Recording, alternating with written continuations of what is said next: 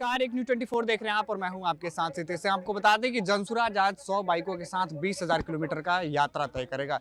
यह यात्रा बिहार विधानसभा चुनाव के लिए एक अहम माना जा रहा है। इस यात्रा के नेतृत्व कर रहे हैं हमारे साथ पूर्व IPS आनंद मिश्रा हैं, जिनसे हम बातचीत करते हैं, जो इस यात्रा का पूरा नेतृत्व कर रहे हैं और इस यात्रा को सफल बनाने के लिए क्या कुछ किया जा रहा है और इस यात्रा का मुख्य उद्देश्य क्या है। ये यात्रा आज से शुरुआत होगी। ये पहला चरण है, 13 जिलों को हम लोग कंप्लीट करेंगे। आज पटना से निकलेंगे और उसके बाद रूट अगर आप जानना चाहें तो हम अरवल, जहानाबाद और उसके बाद गया, औरंगाबाद, रोहतास, कैमूर, बक्सर, भोजपुर, सारण, सिवान, गोपालगंज और वेस्ट चंपारण, पश्चिम चंपारण। वहाँ पे प्रशांत जी भी जुड़ेंगे हम लोगों से भितरवा के स्थान पर।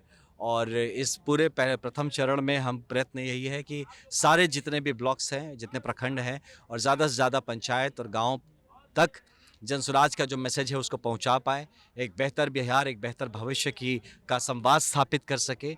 जो युवाओं का एक संघर्षशील वक्त चल रहा है उसके बारे में उनको अवगत करा सके और इसका निदान क्या हो सकता है इस पे बात कर सके।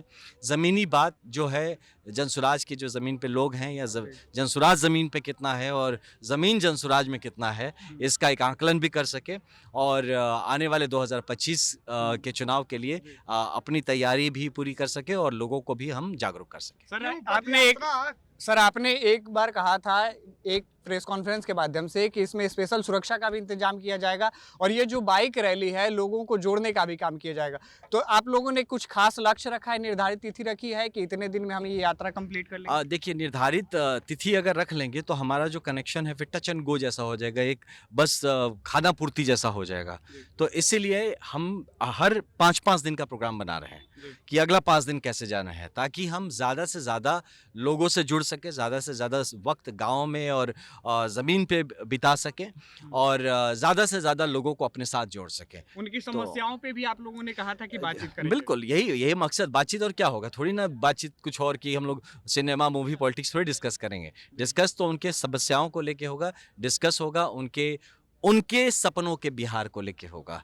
तो ये बातों को पूरा लेकर आया जाएगा और फिर जब जनसुराज की सरकार बनेगी तो इन सब बातों का ध्यान रखते हुए उन बातों को हम जमीन पे उतारने का प्रयत्न करेंगे। सर एक टारगेट भी देना चाहिएगा जनसुराज की ओर से कि इतनी सीटें हम लोग लाने का प्रयत्न करेंगे। बीजेपी ने 225 का तो लक्ष्य कह दिया, लेकिन आप इतनी बड़ी रैली कर रहे हैं, 20,000 किलोमीटर का सफर तय करेंगे, इतने लोगों से, पूरे बिहार की आवाम से आप कनेक्ट करने की कोशिश करेंगे, तो एक टारगेट भी देना चाहिएगा। 243 सीट है ना, तो टारगेट 243 है। तो ये थे हमारे साथ जनसुराज के से आनंद मिश्रा यानी पूर्व IPS, जो पूरे इस बाइक रैली का नेतृत्व कर रहे हैं और इनके ऊपर आपको बता दें कि युवा मोर्चा का अध्यक्षता का भी पद ये संभाल रहे हैं। इनसे जब सीटों की बातचीत की गई तो इन्होंने कहा कि इस बार जनसुराज 243 सीटों पे लड़ेगी, अब उसमें अच्छा प्रदर्शन भी दिखाएगी।